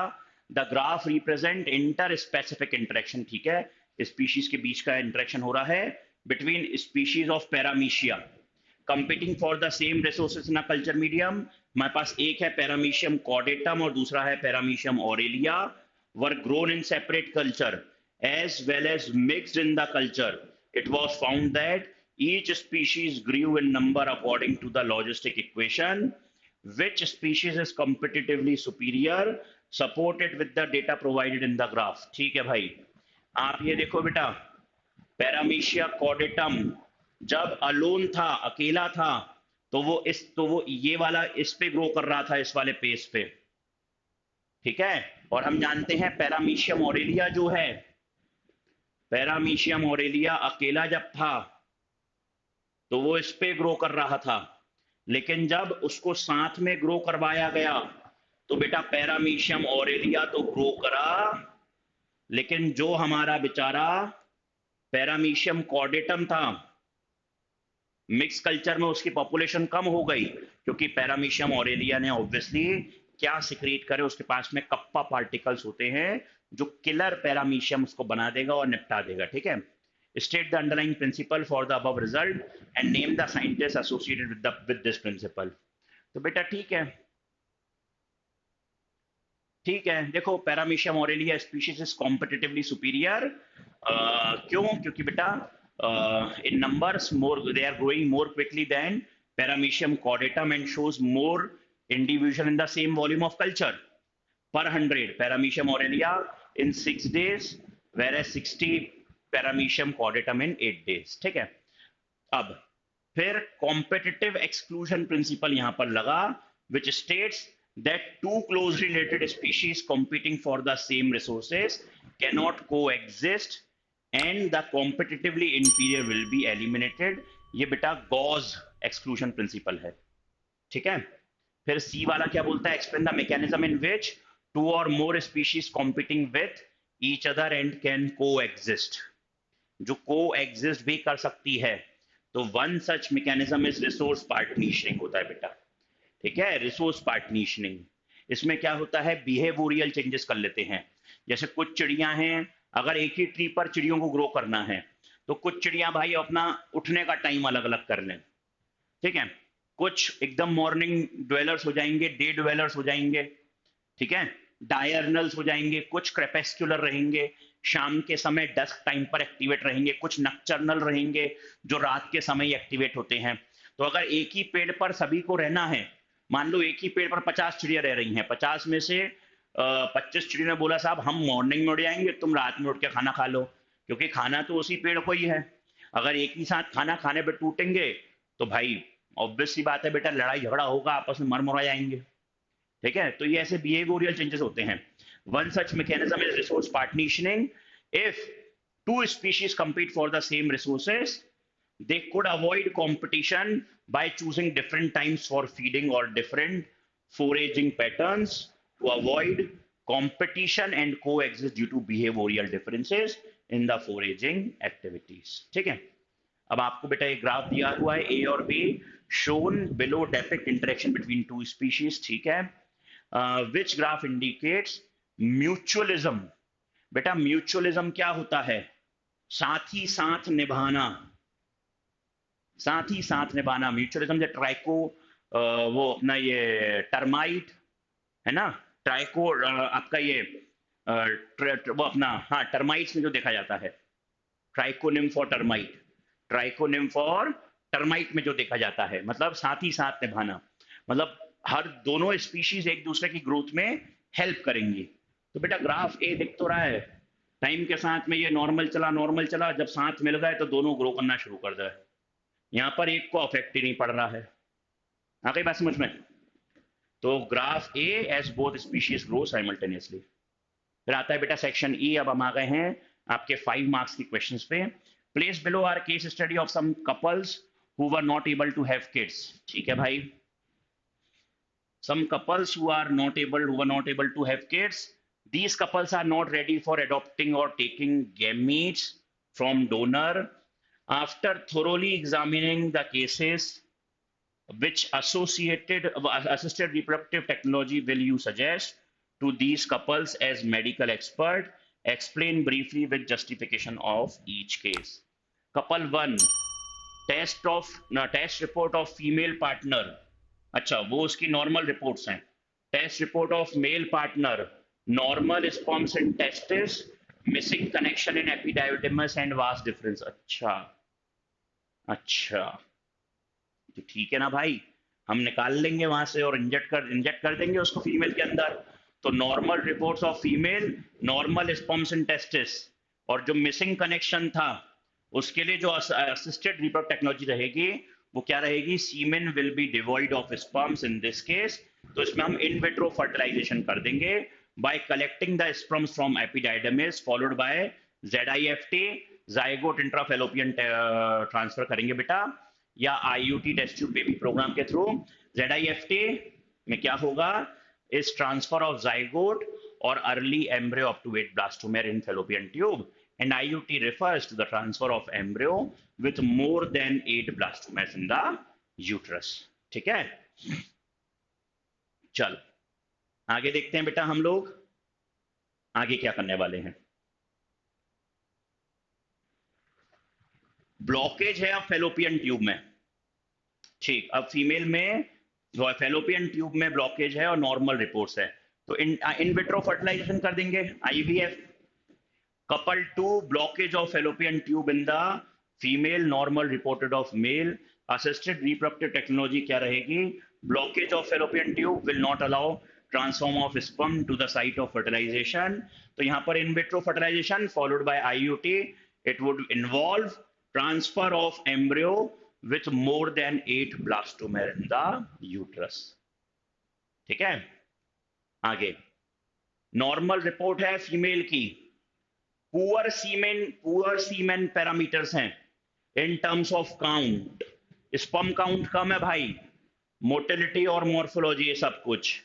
तो इस केस में कपल 3 को क्या बोलेंगे? पुअर सीमेन पैरामीटर्स हैं in terms of count, motility और मॉर्फोलॉजी इन मेल पार्टनर, इसलिए असिस्टेड रिप्रोडक्टिव टेक्नोलॉजी यूज करेंगे, वो करेंगे इंट्रासाइटोप्लाज्मिक स्पर्म इंजेक्शन, जिसमें स्पर्म को डायरेक्टली इंजेक्ट कर जाएगा ओवम के अंदर, और आर्टिफिशियल इंसेमिनेशन प्रोसीजर को यूज करेंगे मेनली व्हेन जब स्पर्म की पुअर कैरेक्टरिस्टिक होती है और लो स्पर्म काउंट होता है उस केस में। आ गई बात समझ में? अब आगे, यहां पर लो ओवेरियन रिजर्व है और इसकी नॉर्मल रिपोर्ट है। इसमें आईवीएफ, जेडआईएफटी और आईयूटी तीनों करना पड़ेगा हमको। देखो, low ovarian reserve in female, normal reports in male, assisted reproductive technology will be in vitro fertilization by selection of normal blastocyst from ovary followed by zygote intrafallopian transfer involving transfer of zygote और early embryos up to 8 ब्लास्टोमेर, जिसको ZIFT करेंगे, और transfer of embryo with more than 8 ब्लास्टोमेर IUT। सबसे पहले IVF, फिर ZIFT या IUT। आगे देखो, अब स्टरलाइजेशन इन मेल और मॉर्फोलॉजिकली एबनॉर्मल स्पर्म्स हैं, इस केस में क्या करेंगे बेटा? Poor ovarian reserves in female, morphologically abnormal sperms in male partner, जो असिस्टेड रिप्रोडक्टिव टेक्नोलॉजी रहेगी वो रहेगी बेटा ICSI, इंट्रासाइटोप्लाज्मिक स्पर्म इंजेक्शन, इन विच सिलेक्टेड नॉर्मल स्पर्म्स को हम इंजेक्ट कर देंगे बेटा किसके अंदर? आपके ओवम के अंदर। तो ICSI टेक्निक कब यूज करते हैं? Mainly when sperm have poor characteristic या लो स्पर्म काउंट। अब और का एक और क्वेश्चन है, क्या बोल रहा है? Given below are certain situations. अब आपको क्या करना है? Can analyse the situation and suggest the name of the suitable contraceptive devices along with mode of action. ठीक है भाई, तो सिचुएशन 1 है बेटा, रिक्वायरमेंट ऑफ कॉन्ट्रासेप्टिव फॉर, पहला है blocking the entry of sperm through cervix. तो बेटा इसमें हम क्या यूज करते हैं? नेम ऑफ कॉन्ट्रासेप्टिव यूज करेंगे बेटा हम लोग डायफ्राग्म, सर्वाइकल कैप्स या वॉल्ट्स, और ये क्या करता है? मोड ऑफ एक्शन क्या है? सर्विक्स को कवर कर देगा ड्यूरिंग क्वाइटस। ठीक है, फिर स्पेसिंग बिटवीन चिल्ड्रन करवानी है, बच्चों के बीच में गैप करवाना है, तो इस केस में क्या करेंगे बेटा? कॉपर रिलीजिंग हार्मोन ले लेंगे, IUDs ले लेंगे, इंट्रायूट्राइन डिवाइसेस जो कॉपर रिलीजिंग होंगी, जैसे example copper T, copper 7, Multiload 375, या आप ले सकते हो प्रोजेस्टस LNG20 ले लेना। मोड ऑफ एक्शन क्या रहेगा? Copper ion from copper containing IUDs क्या करेंगे बेटा? फैगोसाइटोसिस कर देंगी स्पर्म्स का यूट्रस के अंदर, तो स्पर्म ही हटा देंगे, स्पर्म की मोटिलिटी खत्म कर देंगी, फर्टिलाइजिंग कैपेसिटी खत्म कर देंगी। ये सारे हैं आपके किसके लिए? जब बच्चों में गैप चाहिए। फिर इफेक्टिव एमरजेंसी कॉन्ट्रासेप्टिव, तो इफेक्टिव एमरजेंसी कॉन्ट्रासेप्टिव में क्या करेंगे हम लोग बेटा? पिल्स लेंगे जिसके अंदर क्या रहेगा? प्रोजेस्टोजन रहेगा, और प्रोजेस्टोजन ईस्ट्रोजन का मिक्सचर रहेगा। इसको 72 आवर्स ऑफ क्वाइटस में लेना रहता है। यही है वो अनवांटेड 72 और आई पिल जो 72 आवर्स के पहले पहले खानी रहती हैं। अब पिल्स क्या करेंगी? वो इनहिबिट कर देंगी ओव्यूलेशन का या इम्प्लांट। देखो, या तो ओव्यूलेशन नहीं होने देंगी अगर ओव्यूलेशन नहीं हुआ है तो, या अगर इस ओव्यूलेशन हो चुका है, स्पर्म जा चुका है तो स्पर्म को मार देंगी, या स्पर्म अगर चला गया है, जाइगोट है, तो इम्प्लांट नहीं होने देंगी। ये सारा काम करेंगी वो। क्वालिटी ऑफ सर्वाइकल म्यूकस बदल देंगी जिससे कि बेटा वहां पे सर्वाइव ना कर पाए sperms. Increase phagocytosis of sperm within uterus, suppress sperm motility, fertilising capacity of sperms, hormone releasing IUDs make uterus unsuitable for implantation. ठीक है, अब हमको terminal method to prevent any more pregnancy in female. अब हमें pregnancy चाहिए ही नहीं females के अंदर, तो हम क्या करेंगे? ट्यूबेक्टोमी कर देंगे।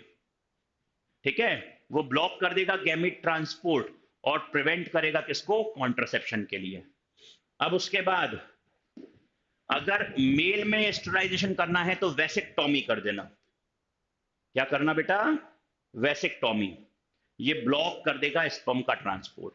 ठीक, अब क्वेश्चन नंबर 32 आता है, given below is a stretch of DNA showing the coding strand of a structural gene. ये कोडिंग स्ट्रैंड दिया हुआ है, ठीक है, ऑफ ट्रांसक्रिप्शन यूनिट। ठीक, 5 प्राइम पे है ATG, ACC, GTA, TTT, TT, TCT, GTA, GTG, CCC, GTA, CTT, CAG, GCA, TAA। ठीक है भाई, ठीक है भाई, है ना?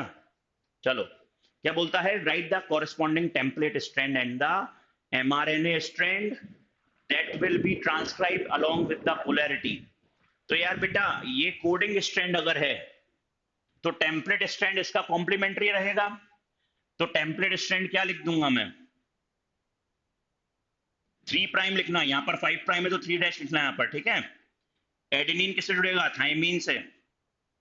किससे जुड़ेगा? थाइमीन से। थाइमीन जुड़ेगा एडेनिन से, गुआनिन जुड़ेगा साइटोसिन से।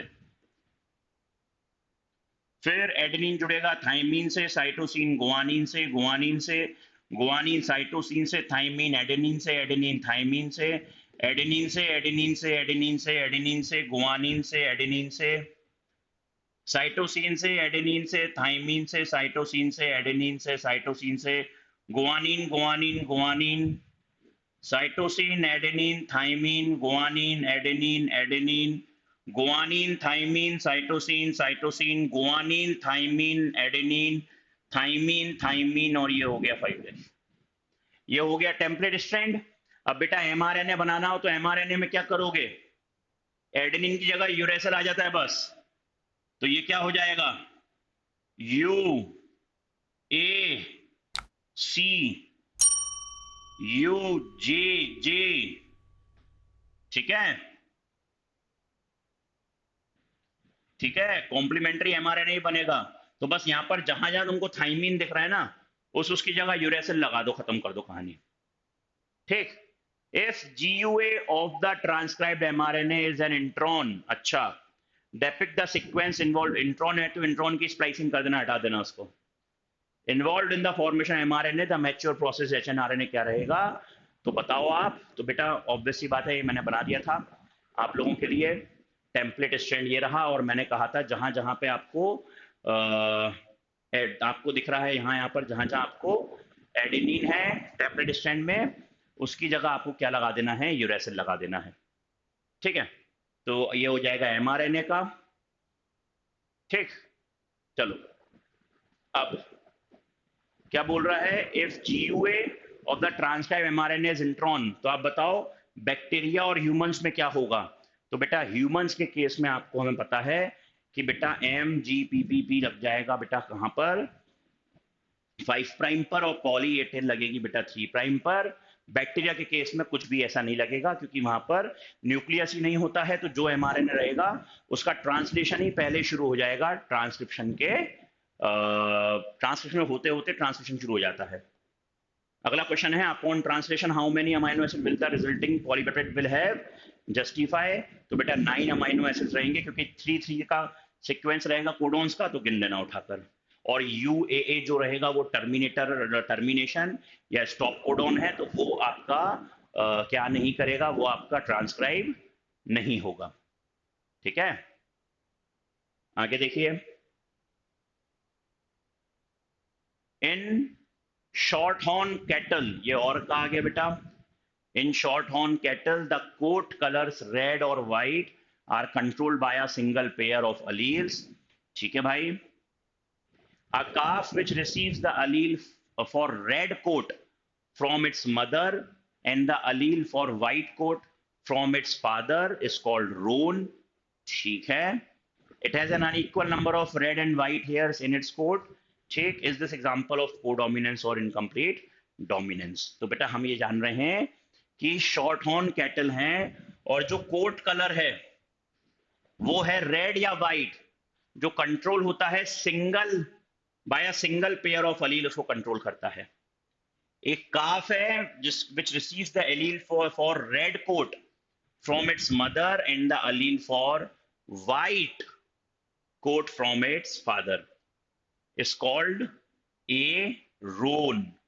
It has an unequal number of red and white hairs in its coat. अब आप बताओ ये एग्जांपल कोडोमिनेंस का है या इनकम्प्लीट डोमिनेंस हो रहा है उसके अंदर? तो हम ये जानते हैं बेटा ये कोडोमिनेंस का एग्जाम्पल है, ठीक है। अब वो बोलता है, ये बताओ कि भाई अगला क्या बोल रहा है, ठीक है, give a reason for your answer.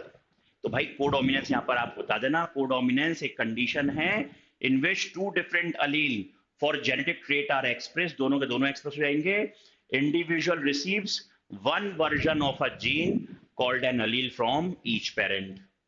फिर बोलता है बेटा with the help of genetic cross explain what will be the consequent phenotype of the calf when I, small I, red is dominant over the white, double I, नहीं पहला point बोल रहा है red is dominant over white, और दूसरा बोल रहा है red is complete incompletely dominant.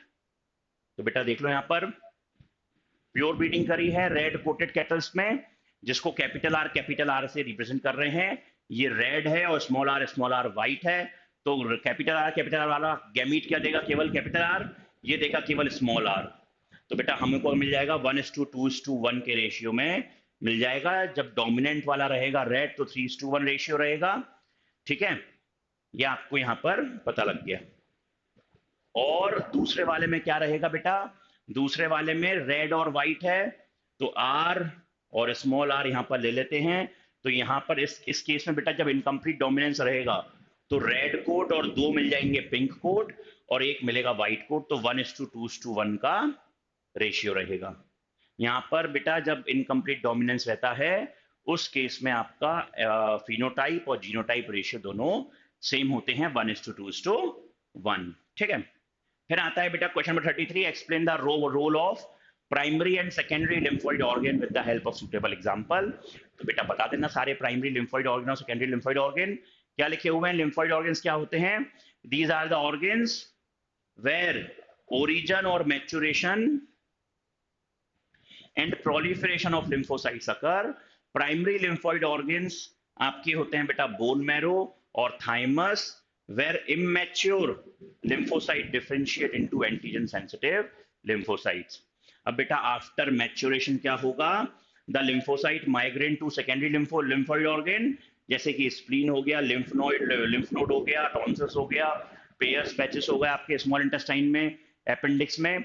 और वहां पर क्या होगा, secondary lymphoid organ provide the site for interaction of lymphocyte with the antigen which then proliferate to become effector cell। अब बेटा द बोन मैरो जो है it is the main lymphoid organ where all blood cells including lymphocytes are produced। फिर इसको continue लिखेंगे बेटा हम लोग। थाइमस जो है बेटा वो आपका is a lobed organ, bilobed organ है, located near the heart and beneath the breast bone. ठीक है, वहां पे क्या है, both bone marrow and thymus provide micro environment for the development and maturation of T lymphocyte, तभी उसको थाइमसाइल लिम्फोसाइट बोलते हैं। The spleen is large bean shaped organ, it mainly contains lymphocyte and phagocytes, it acts as a filter of the blood by trapping blood borne microorganism। spleen also have a reservoir for erythrocyte। the lymph node are small solid structures located at different points along the lymphatic system। lymph node serve to trap the microorganism or antigen which happen to get into the lymph and tissue fluid। फिर antigen trapped in the lymph node are responsible for the activation of lymphocyte present there and cause the immune response। There is lymphoid tissue and also located within the lining of the major tract, जिसको हम बेटा malt बोलते हैं, mucosa associated lymphoid tissue। It constitute about 50% of the lymphoid tissue in human। 0.5 के आधे number के 10 point लिखोगे तब जाकर पूरे 5 मार्क्स देंगे। ये आ गया बेटा। और ठीक है, write with the help of flow chart illustrate how an infected animal cell can survive while virus are being replicated और रिलीज्ड। तो बेटा यहां हमको क्या करना पड़ेगा, यहां आपको ये पूरा डायग्राम आपको बनाना रहेगा। देख रहे हो आप यहाँ पर रेट्रोवायरस हाफ मार्क्स, ये सब हाफ मार्क्स करोगे तब जाकर आपको ये पूरे 5 मार्क्स यहाँ पर मिलेंगे। तो बेटा हमारा टेलीग्राम चैनल है उसको आप ज्वाइन करो। ठीक है, हमारी वेबसाइट को आप विजिट करो, वहां पर आपको सारे बोर्ड्स और सीयूईटी के ऑनलाइन कोर्सेज के बारे में डिटेल मिल जाएगी। मिलता हूं बेटा आपसे, ऐसे ही और सैम्पल लेके आऊंगा जिससे आप लोगों को कैसे क्वेश्चंस आने वाले हैं और कितना लिखना है और क्या लिखना है वो हम डिस्कस कर सकें। मिलते हैं नेक्स्ट क्लास में, टिल देन गुड बाय।